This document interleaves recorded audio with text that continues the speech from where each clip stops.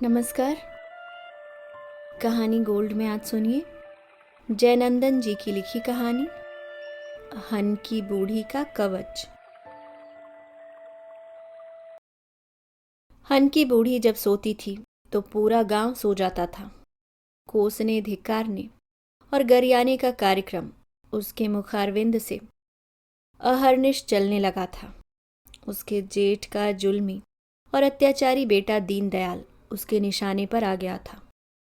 जमीन जायदाद का पूरा हिस्सा दीनदयाल अकेले डकार सके, इसके लिए 4 चाचाओं वाले परिवार को उसने बारी बारी से ठिकाने लगा दिया था।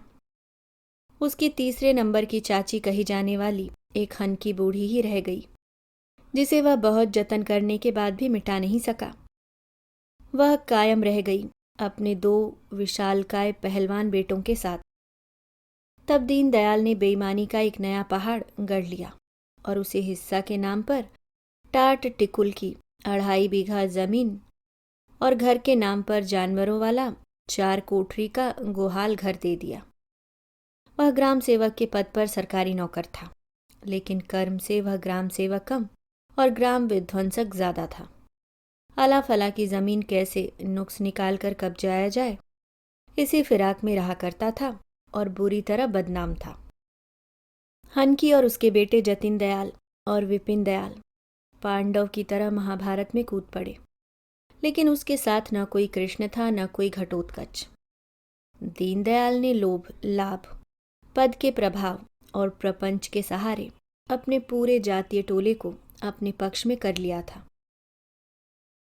फौजदारी होती तो एक तरफ 2 भाई और सामने दर्जनों अंध समर्थक लाठी, बल्लम, फरसा, गड़ासा और सैप लेकर कौरव दल की तरह मोर्चा संभाल लेते। दोनों भाई बलिष्ठ थे, कुछ देर टिकते और अंततः घायल होकर मैदान से बाहर हो जाते। बेटों द्वारा बहादुरी से मुकाबला करते हुए घायल हो जाने के बाद हन की बूढ़ी कमर कसकर मैदान में उतर जाती और दीनदयाल को कोसने, धिक्कारने और गंदी गंदी गालियां देने की जुबानी जंग शुरू कर देती। हर कोई उसकी धारा प्रवाह, गाली बौछार सिफत से वाकिफ था, इसलिए किसी की हिम्मत नहीं होती उसके सामने ठहरने की। उसकी ग्यारी में गजब की खनक थी। हाक लगाती सी उसकी आवाज गांव में बहुत दूर तक गूंज जाती थी। पूरी निडरता से वह दीनदयाल के घर की ओर मुंह करके ललकारती हुई गालियों के परनाले बहा देती थी। तू निर्वंश हो जाए मीरे दीनदयालवा, तोर देहिया में कोड़ फूट जाए तो रे बेईमानवा, तोरा हम सकरी नदी में गड़ लेवो।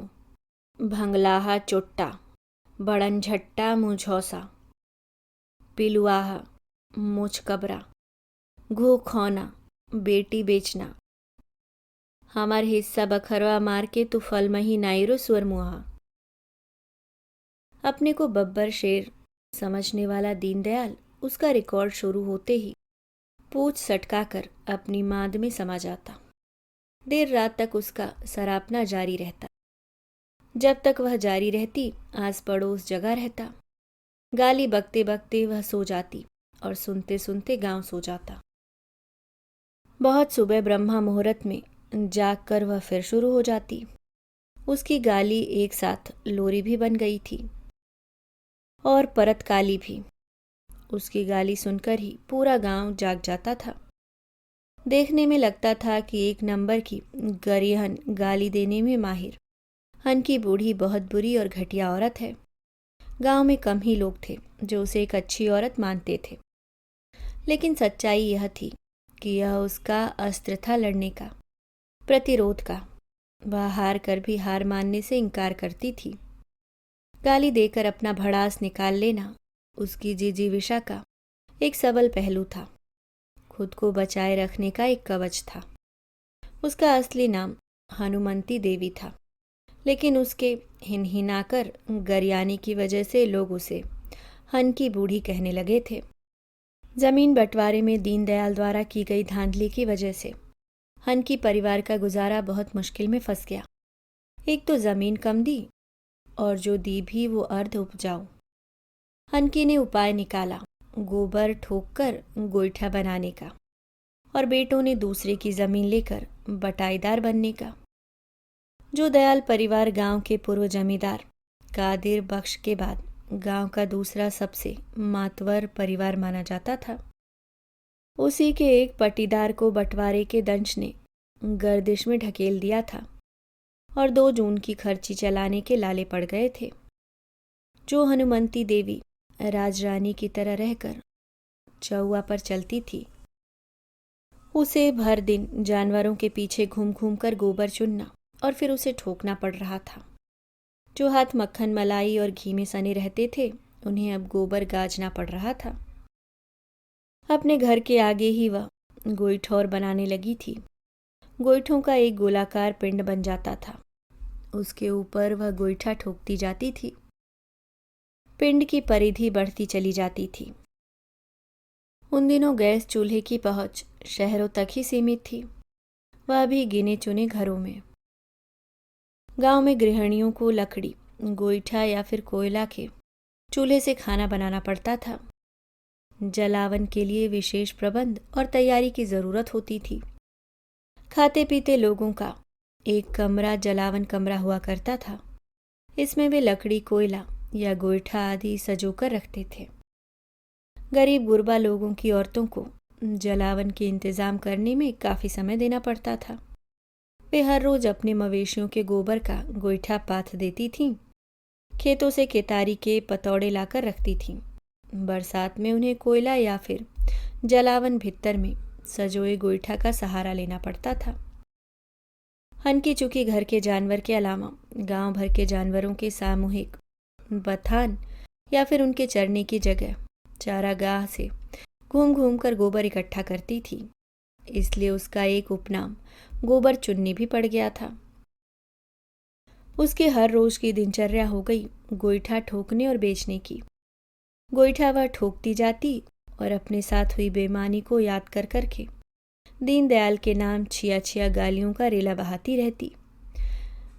जिस तेजी से उसके हाथ चलते थे, उसी तेजी से मुंह से गालियां भी निकलती थीं।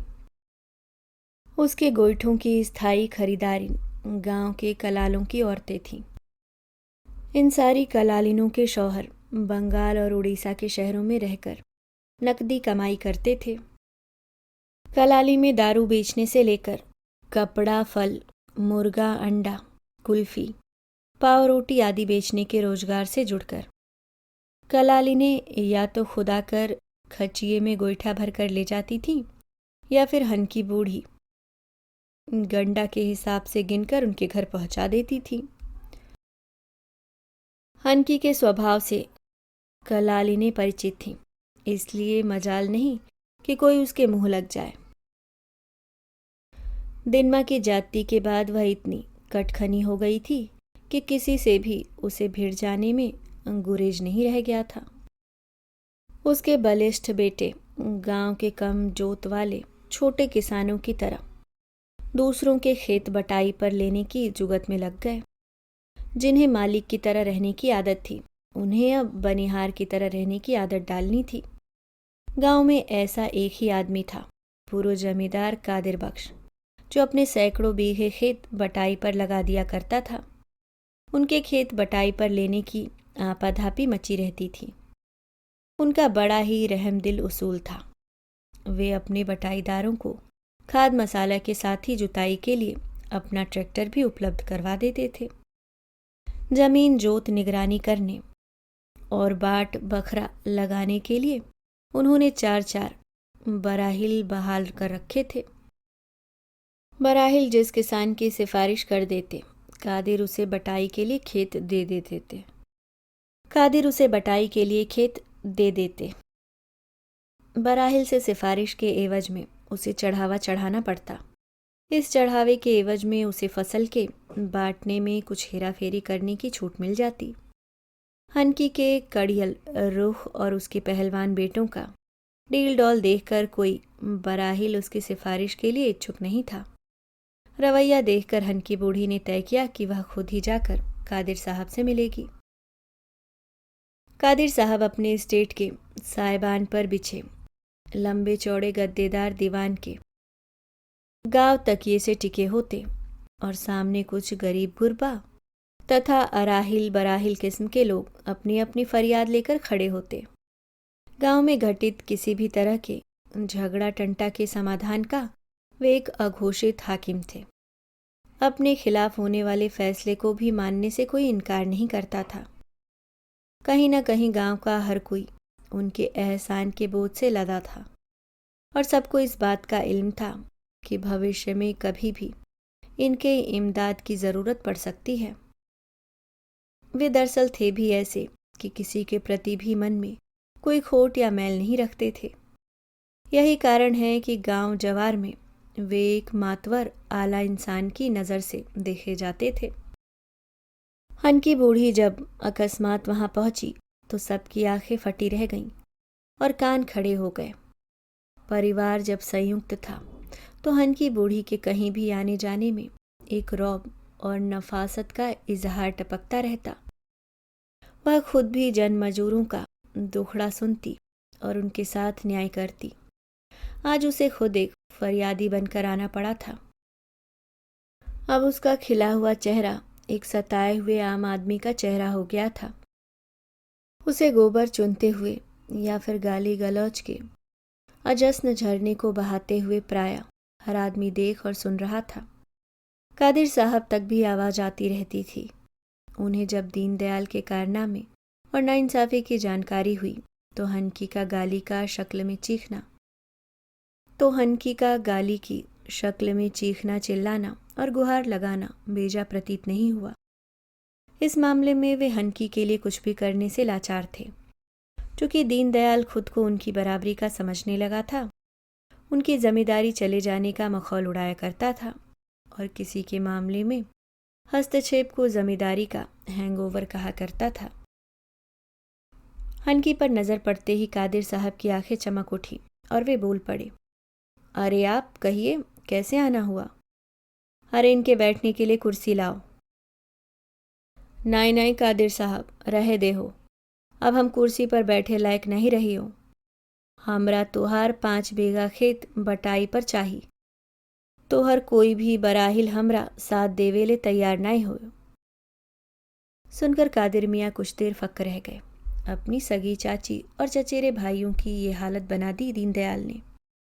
उन्होंने सामने खड़े अपने बराहिलों को कड़ी नज़र से घूरा और हनकी बूढ़ी से आवाज़ में मिठास लाकर कहा, ठीक है, आप जाइए, अपने बेटों को भेज दीजिएगा, जो खेत खाली होंगे उन्हें मिल जाएंगे। खेत मिल गए। दोनों भाइयों ने कड़ी मेहनत शुरू कर दी। अब तक वे सुकुमार और आराम मतलब जीवन के अभ्यस्त रहे थे। खेतों से जब पसीने से सराबोर हो थके मादे लौटते तो उनकी दशा देखकर हनकी बूढ़ी की टीस हरी हो जाती। वह अपने को रोक नहीं पाती और दीनदयाल के नाम गालियों का रेला बहना शुरू हो जाता। नरक भोगमी रे दिन माँ, पिल्लू पड़ऊ तुर देह में। बेटों ने महसूस किया कि माँ की आवाज़ का जोर थोड़ा मंद होने लगा है और आवाज़ वांछित जगह तक शायद ठीक से पहुँच नहीं रही है। ऐसा महसूस कर दोनों ने एक उपाय निकाला। पास ही एक बरगद का पेड़ था। 8-9 फीट की ऊंचाई पर 4 डालियां 4 दिशाओं में फैल गई थीं।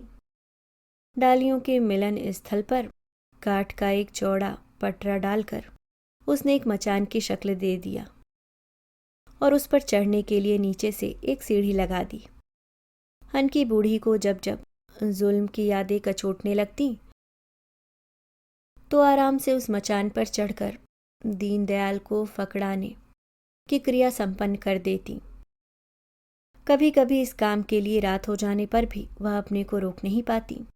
गांव में सबने सन्न होकर इस तरकीब को देखा और महसूस किया कि बदले और विरोध का यह अस्त्र सिर्फ उसे ही नहीं, उसके बेटों को भी संतोष का एहसास दे रहा है।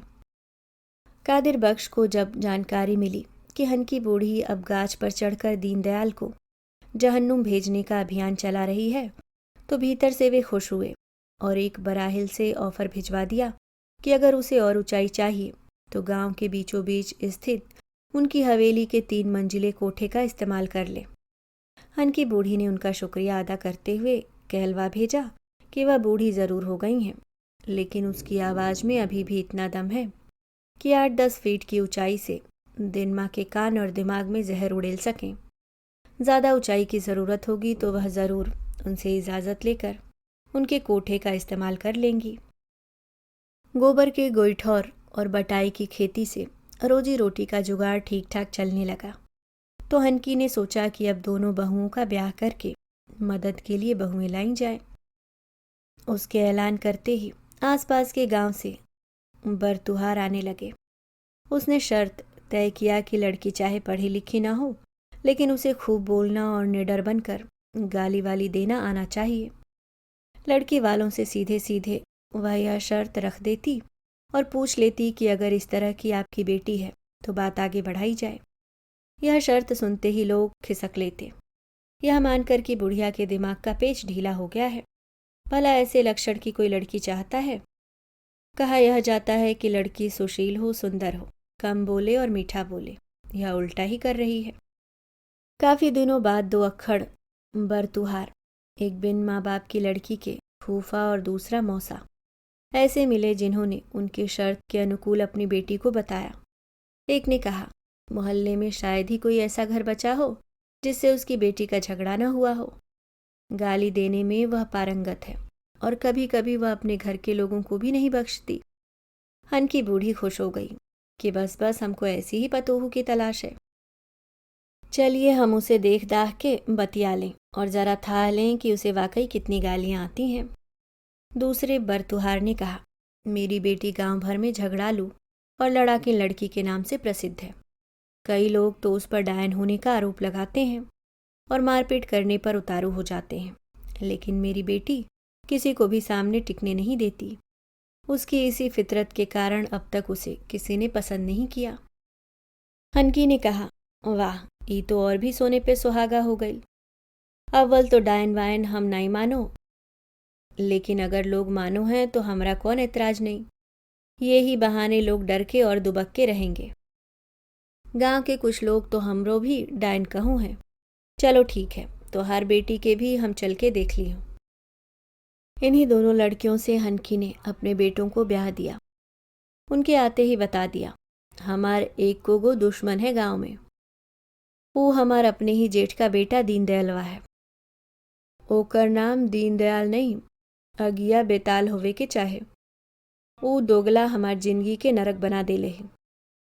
बंटवारा में हमार साथ दगाबाजी करके भीख जैसन ऊसर जमीन के 4-5 टुकड़ा पकड़ा देले और हमनी सबके रातों रात मालामाल से कंगाल बना देले। हम ठान लेले हैं जिंदगी भर ओकरा सरापना और ओकर नाम से लानत मलामत भेजना है।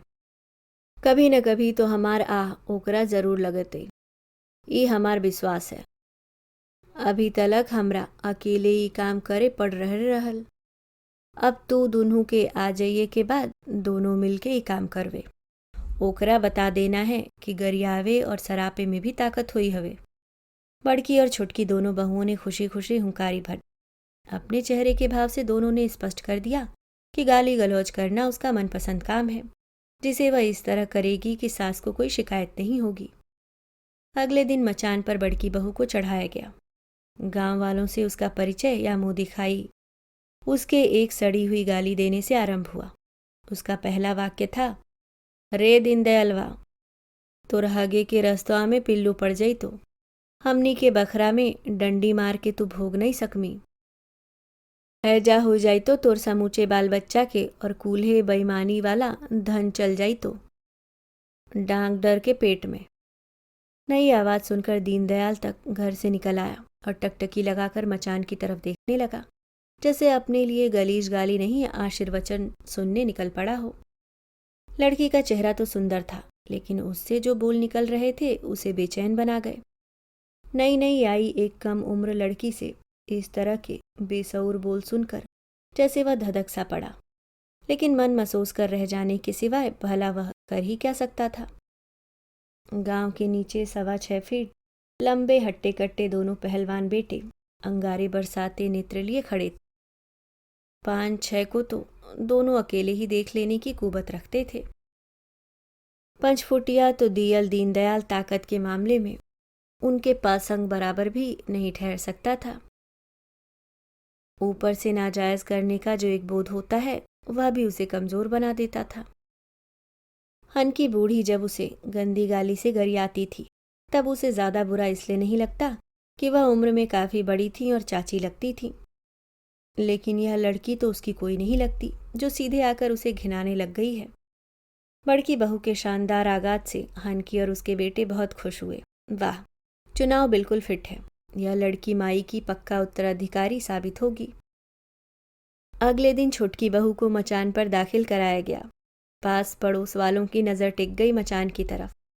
अब बारी छुटकी का जलवा देखने की थी। छुटकी ने बड़की से भी बढ़ चढ़ कर खुद को पेश करने की कोशिश करते हुए कहा, अरे छोड़ा पुत्ता दीन दयालवा, मरमही तो तोरा कफन तक नहीं मिलतो रे बेईमनवा। हमनी ऐसे खाली गरिया के तोरा नहीं छोड़े वाले। आ गेलियो है कमर कस के और छतिया पर चढ़ के ले वो हिसवा। कौन बाप बहनोई तोरा साथ दे तो ओकरो हमनी देख लेवे। ताल ठोकते हुए छुटकी ने ललकारा तो दीनदयाल ने फिर अपने घर से निकलकर उसकी शक्ल देख ली। दे तो रही है गाली, लेकिन आवाज़ इतनी मीठी और महीन है कि लगता है जैसे गाना गा रही हो। कुड़न तो इतनी हुई कि जाके नरेटी दबा दे। लेकिन जतिन विपिन पास में ही खड़े होकर अपनी अपनी मूछें ऐंठ रहे थे। पास तो परीक्षा में छुटकी भी हो गई, लेकिन उसकी आवाज़ एकदम पतली थी, जिसका रेंज बहुत दूर तक नहीं जा पा रहा था।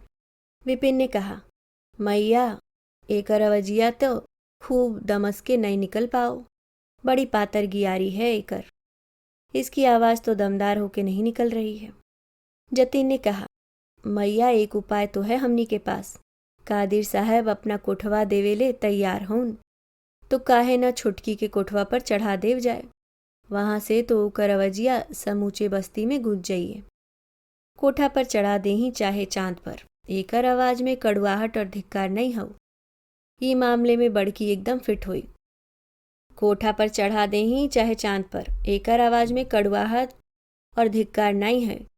ये मामले में बड़की एकदम फिट हो। विपिन ने कहा, अरे ये भी फिट हो जाई तो कोठवा पर चढ़ा के लाउड स्पीकर लगवा देवे।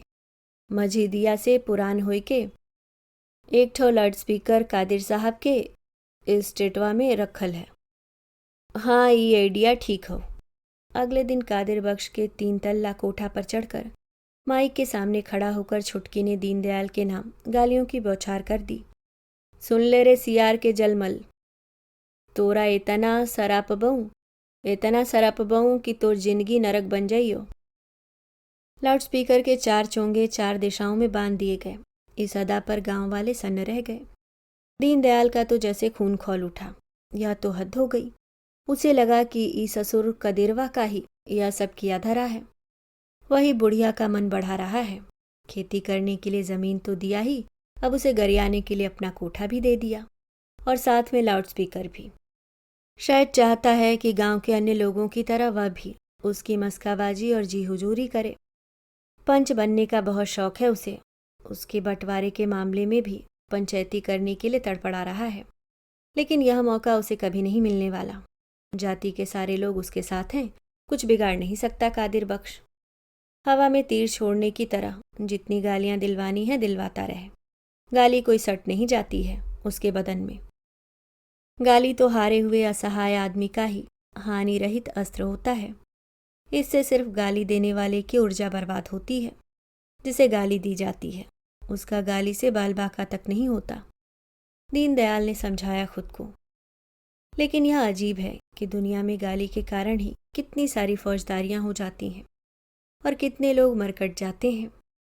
लेकिन दीनदयाल या तो बेवकूफ़ नहीं है या फिर गाली को रुकवाने में समर्थ नहीं है। परिस्थिति ऐसी हो गई थी कि ज़्यादा धन हथिया कर भी दीनदयाल धनी होने के गर्व का मज़ा नहीं ले पा रहा था। दिन दहाड़े गाली गलौज से उसका सामाजिक वजन बहुत हल्का होता जा रहा था। दूसरी तरफ हनकी बूढ़ी और उसके दोनों बेटे गरीबी में बसर करके भी सीना तान कर जी रहे थे। निर्भीकता और अखड़ता से उसे गरिया रहे थे। उसकी धूमक फजीहत कर रहे थे और वह चाह कर भी कुछ नहीं कर पा रहा था। इसी बीच समय ने करवट बदल ली। समय की आदत है कि वह किसी के साथ एक समान नहीं रहता। धान रोपने के लिए खेत में हल चला रहे विपिन को कड़क धूप में लू लग गई और वह अचेत हो गया। युवराज जैसे आरामदेह जीवन को अचानक बनिहार के हाड़ तोड़ मेहनत वाले जीवन में रूपांतरण आसान नहीं था। जतिन उसे घर ले आया। विपिन खटिया पर जो गिरा तो फिर उठने में बहुत वक्त लग गया। हनकी बूढ़ी ने तमाम तरह की दवा दारू और टोना टोटका आजमाना शुरू कर दिया। जब परिवार संयुक्त था तो दीनदयाल के पिता ने गांव में स्थित एक भूखंड पर एक मंदिर बनवा दिया था, जो था तो मुख्यतः शिवालय ही, लेकिन उसके अलग अलग कोनों अंतरों में कई और देवी देवताओं की मूर्तियां लगा दी गई थीं। दीनदयाल उसमें नियम से रोज धूप दीप जलाने, जल चढ़ाने और कभी कभी यज्ञ हवन करने का भी कर्मकांड कर लिया करता था। हनकी बूढ़ी भी कभी कभी दर्शन कराती थी, लेकिन उसका कोई नियम नहीं था। विपिन जब कई दिनों तक बीमार पड़ा रहा और प्रायः दवाएं बेअसर रहने लगीं, तो वह रोज रोज मंदिर जाकर प्रार्थना करने चली जाने लगी कि उसका बेटा जल्दी स्वस्थ हो जाए। कई दिनों तक मूर्तियों के सामने गिड़गिड़ाने और निहोरा करने के बावजूद कोई असर होता नहीं दिखा, तो उसका मन क्षुब्ध होने लगा। दूसरी तरफ दीनदयाल को इतराने का मौका मिल गया।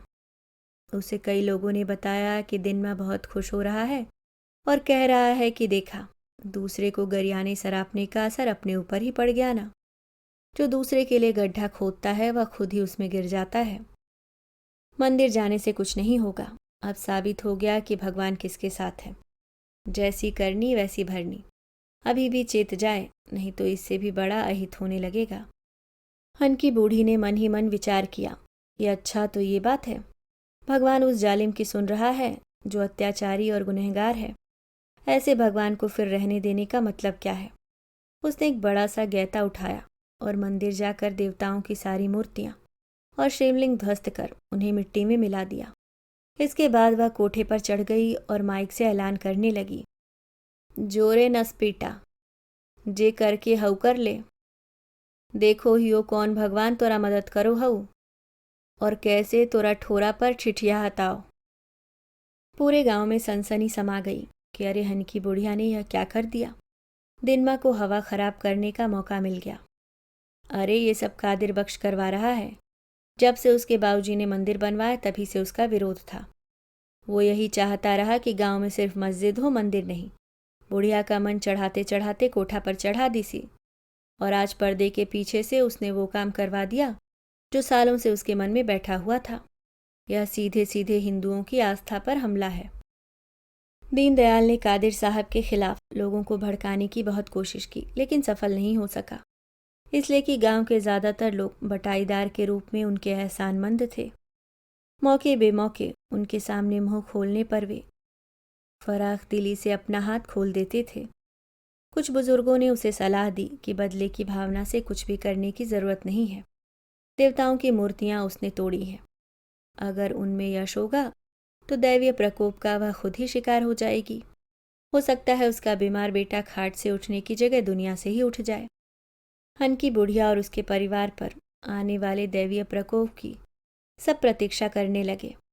खासकर दीनदयाल ने तो टकटकी लगा दी कि कभी भी उसके घर से अर्थी उठने का दृश्य प्रकट हो सकता है। इस बीच गालियों की खेपें जारी रहीं, कभी बड़की कभी छुटकी तो कभी खुद हनकी बूढ़ी। अब माइक की सुविधा हो गई थी, इसलिए गला फाड़कर छाती का जोर नहीं लगाना पड़ता था। अरे दीनदयालवा कहते ही पूरे गांव के कोने कोने में आवाज़ पसर जाती थी। जब कई दिन गुजर गए और गालियां नियत समय पर सुबह शाम पूरे सवाब पर प्रसारित होती रहीं, तो दीनदयाल को यह एहसास होने लगा कि उसके घर में लगता है सब कुछ ठीक ठाक चल रहा है, और संभवतः विपिन माँ भी लगता है ठीक होने लगा है। यह अनुमान सच निकला। विपिन ठीक होकर बाहर घूमने टहलने लगा। दीनदयाल और गांव वाले भौचक रह गए कि देवी देवताओं ने उसका कुछ नहीं बिगाड़ा। दीनदयाल का मुंह लटक गया और उसे लगने लगा कि अब तक उसके द्वारा किया जाने वाला पूजा पाठ यज्ञ हवन सब व्यर्थ चला गया। जिन देवी देवताओं की आप पूजा कर रहे हैं, याचना कर रहे हैं, वरदान मांग रहे हैं, वे सब खुद अपने ही अस्तित्व की रक्षा में असमर्थ सिद्ध हो गए। यह तो बड़ी अजीब बात है। सजा तो उसे कुछ न कुछ जरूर मिलनी चाहिए। दीनदयाल जला भुना तो रहता ही था, गालियों के लिए तो क्या मुकदमा करता, लेकिन इस विध्वंसक कार्रवाई के लिए तो कर ही सकता है। यह तो सीधा किसी की आस्था पर प्रहार है, उसने थाने में जाकर प्राथमिकी दर्ज करा दी। थाने से आकर दरोगा ने निरीक्षण किया और हनकी बूढ़ी को गिरफ्तार कर लिया। अगले ही घंटे थाने जाकर कादिर साहब ने उसकी जमानत ले ली और लिखित आश्वासन दे दिया कि जो भी मूर्तियां तोड़ी गई हैं उसका वे अपने खर्चे से निर्माण करवा देंगे। दीनदयाल ठिसुआया सा देखता रह गया। गालियों का रेला रात में फिर लाउड स्पीकर से देर तक बहाया जाता रहा और दीनदयाल उसमें लिथड़कर कसमसाता रहा। अभी आप सुन रहे थे जयनंदन जी की लिखी कहानी हन की बूढ़ी का कवच।